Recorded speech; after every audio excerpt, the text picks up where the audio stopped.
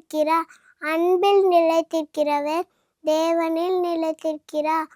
யோவான் 4:16 பின்பாகம்.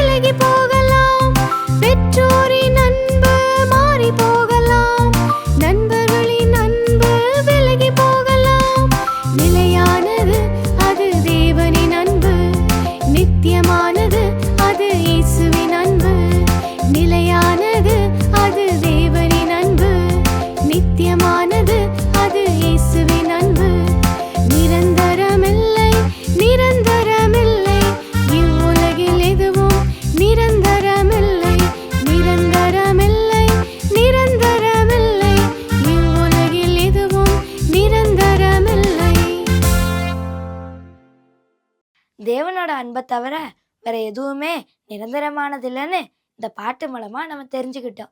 சரி, டே 2 வசனத்தை பார்ப்போமா ஃப்ரெண்ட்ஸ்?